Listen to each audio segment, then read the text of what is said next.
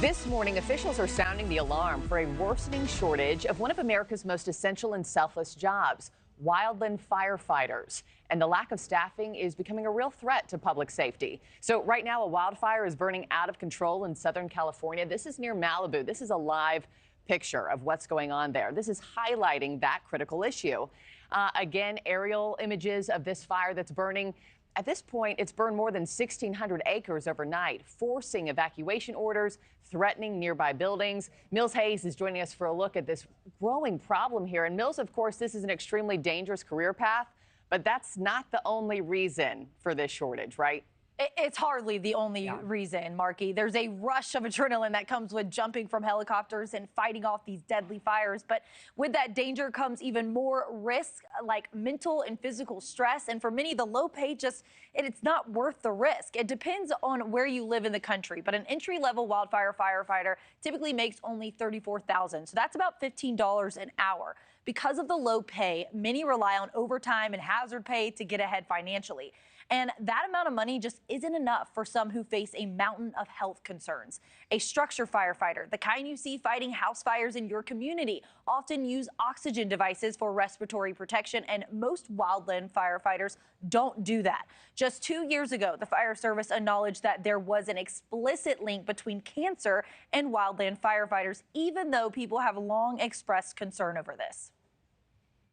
At some point, folks have to say, what's more important, my health, my family, these kinds of things.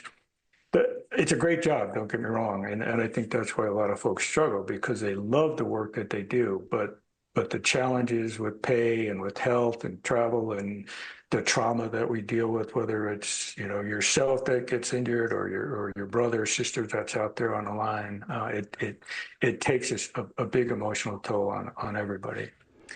And there's not much job security either, Markie. They are seasonal jobs that end at the end of fire season, but the fire season is lasting longer now, sometimes until November or January. This means that when it's over, firefighters either apply for unemployment or have another seasonal job lined up. Yeah, I know a lot of people have come forward and say this doesn't even cover my rent for the year, Mills. Do we know how urgent this shortage is and how many more firefighters are really needed?